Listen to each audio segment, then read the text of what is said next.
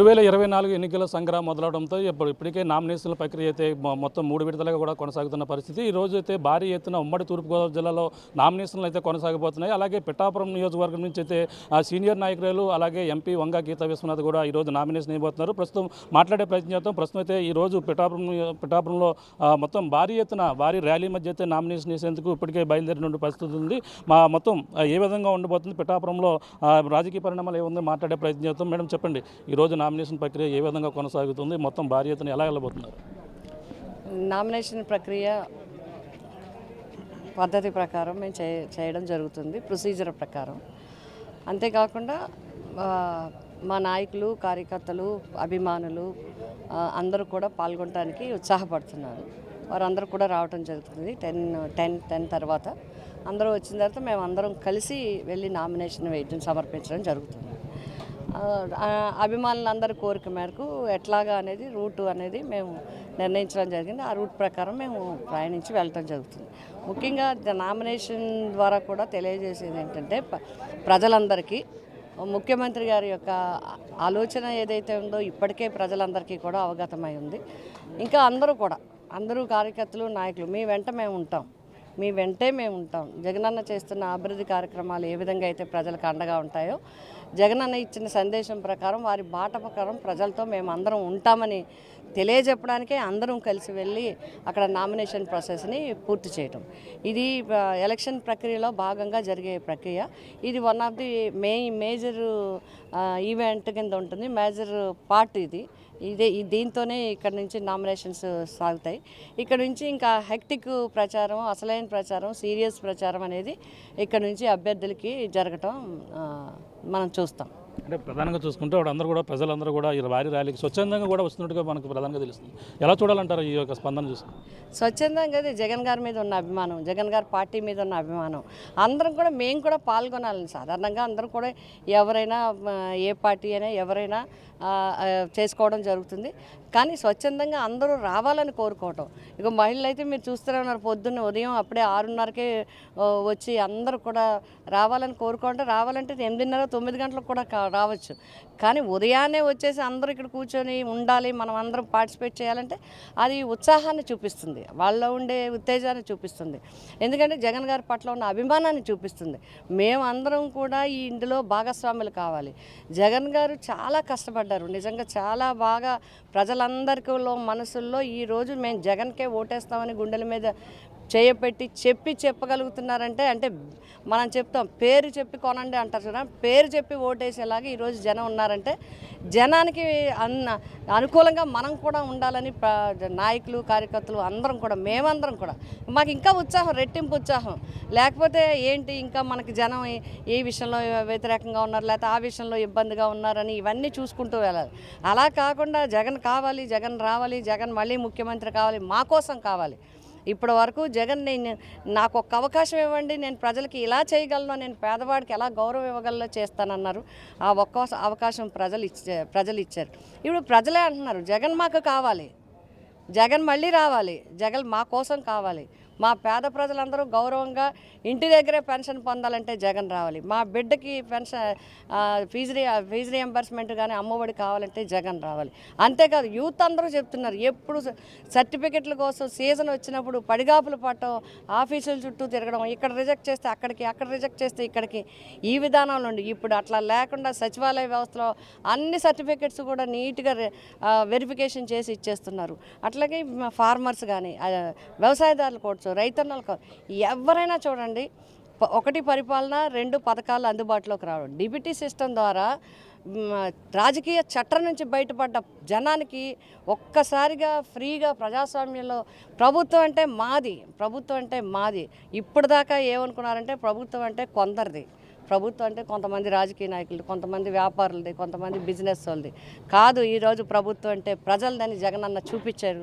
అందుకోసమే ప్రజలందరూ ముందుకు వస్తున్నారు. రాష్ట్ర రాజకీయాల్లో అయితే ప్రధానంగా పిఠాపురం నియోజకవర్గం ఒక హాట్ షీట్గా మారిపోయిందని ప్రధానంగా అందరూ కూడా చెప్తున్నారు. అంటే ఈ నేపథ్యంలో ఇక్కడ వ్యూహం ఏ విధంగా ఉంటుంది?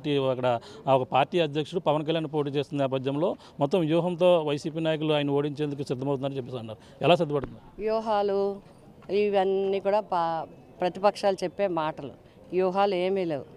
ప్రజల దగ్గరికి వెళ్ళడం, ప్రజల్ని కలవటం, ప్రజలకి చెప్పడం, ప్రజలకి ఈ ప్రభుత్వం ఏ విధంగా అండగా ఉంటుంది, ప్రజలకి ఈ ఎమ్మెల్యే ఏ విధంగా అందుబాటులో ఉంటారు. ఈ రెండే అంశాలు. ప్రజలకి ఈరోజు డెవలప్మెంట్ కూడా కాదు. ఈరోజు ఎవరు ప్రజలకి ఏ కష్టం వచ్చినా, ఏ ఇబ్బంది వచ్చినా, ఏ అవసరం వచ్చినా ఎవరు అందుబాటులో ఉంటారు, ఎవరు దగ్గరగా ఉంటారు, ఎవరు అన్ని విషయాలు తెలుసుకుంటారు, ఎవరు మాట్లాడతారు అనేది. ఈరోజు నిన్న మీరు కూడా చూశారు మీటింగుల్లో, మేము మాట్లాడలేదు. నిజంగా ఇప్పటి వరకు నేను అట్లా చూడలేదు. నేను ప్రచారంకి వెళ్తుంటే మా ప్రచారం, మేము నడిచి వెళ్తున్నాం, మా ప్రచారం వ్యాన్ ఎక్కి రైతులు రవణక్కపేట కానీ మీకు గోకువాడ కానీ ఇలాంటి విలేజెస్ అన్నిట్లో రైతులు పైకెక్కి ఎప్పుడైనా మాట్లాడడం చూసారా మీరు? స్వచ్ఛందంగా వాళ్ళకి వాళ్ళు. ఈరోజు నీటి ఎద్దడి తీవ్రంగా వస్తే మొత్తం అధికారులు, ప్రజాప్రతినిధులు, అదేవిధంగా రైతులు, రైతు సంఘాలు, వాళ్ళందరినీ కూర్చోబెట్టి మేమంతా చాలా కట్టుదిట్టంగా అందరం కలిసి ఒక్క మాట మీద నిలిచి రైతుకి నీళ్ళు అందించాం. ఈరోజు ఇప్పటి వరకు లేని రేట్ వచ్చింది, ఇప్పటి వరకు రాని దిగుబడి వచ్చిందని చెప్పి రైతులందరూ సంతోషపడుతున్నారు. ఇది జగనన్న గారు మాకు ఇచ్చిన ప్రోత్సాహం. మేము చేయగలిగాం. అందుకని మేము ఎవరు పనిచేస్తారనేదే చూస్తారు. కాబట్టి మేము వ్యూహాలు వేయక్కర్లేదు. మా ప్రచారం ఎప్పుడు కూడా జగన్ గారిదైనా మాదైనా ఒకటి. ఏం చేస్తామో చెప్తున్నాం, ఏం చేస్తున్నాం చెప్తాం, రేపు ఏం చేయబోతాం చెప్పాం, అదే చేస్తాం. అంటే కాపులు ఎక్కువగా ఉన్నారు కాబట్టి ఇక్కడ పిఠాపురం నుంచి పోటీ చేస్తున్నారు పవన్ కళ్యాణ్ అంటున్నారు. మీరు కూడా కాపు సామాజిక వర్గం నుంచి వచ్చిన స్పందన ఏ విధంగా ఆదరించే అవకాశం ఉందంటారు? ఎవరిని నన్నా ఆయన మిమ్మల్ని ఏ విధంగా ఆదరిస్తారు? నన్ను ఎప్పుడు ఆదరిస్తూనే ఉంటారు. నన్ను ఎప్పుడు గుండెల్లో పెట్టుకున్నాను. నన్ను ఆడబడుచుగానే చూస్తున్నారు. నన్ను ఇక్కడ ఇప్పుడు మళ్ళీ కొత్తగా ఆదరించాల్సింది నన్ను అందరూ ఇదే అడుగుతున్నారు. కొత్తగా నేను వచ్చానా? నేను ఎక్కడి నుంచో రాలేదు. నేను ఎప్పుడూ రాకుండా రాలేదు, కొత్తగా రాలేదు.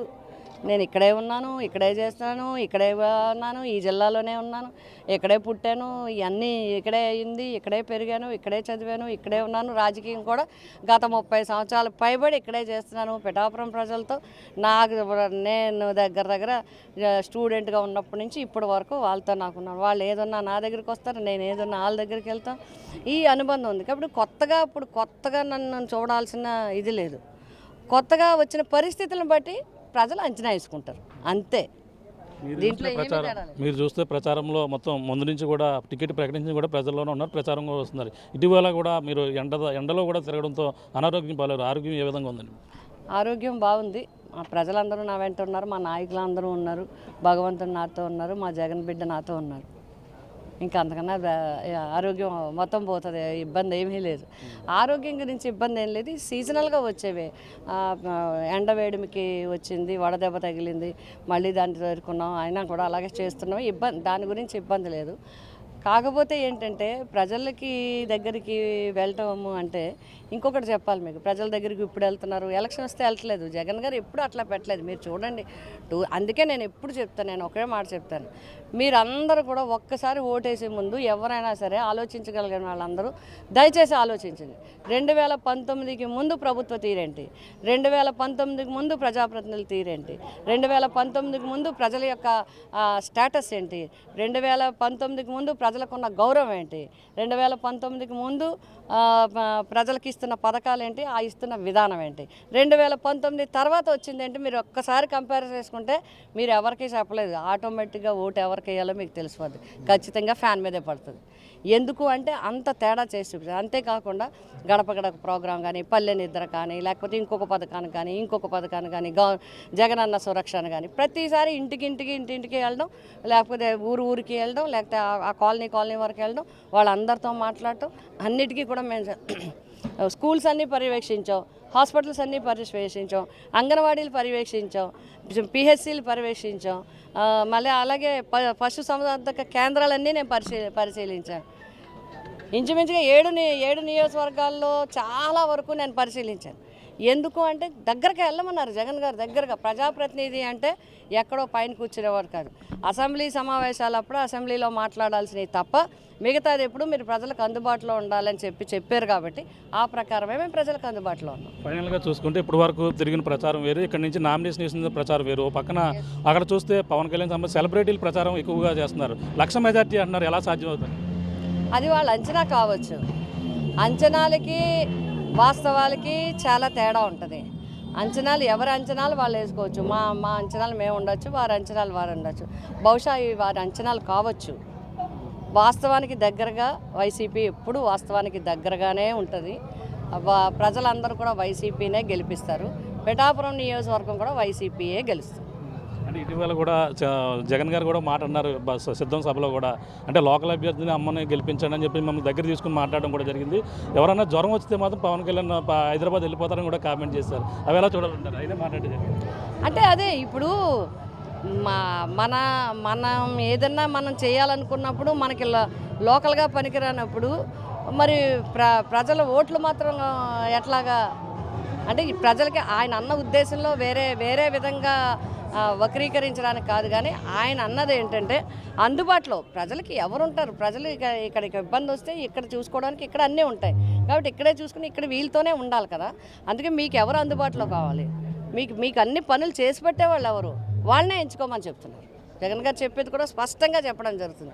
మీకు దగ్గరగా ఉండేవాళ్ళు, మీకు అండగా ఉండేవాళ్ళు, మీకు ఎప్పుడు అందుబాటులో ఉండేవాళ్ళే చూసుకోండి. అందుబాటులో ఉండేది మా వంగ గీత అని చెప్తున్నాను చెప్పి, మా అక్క అని చెప్పి, మా అమ్మ అని చెప్పి ఆయన చెప్పడం జరిగింది. ఎంత మెజార్టీతో వంగ గీత మేడంగా గెలబోతున్నారు? ప్రజలు ఇచ్చినంత మెజారిటీ.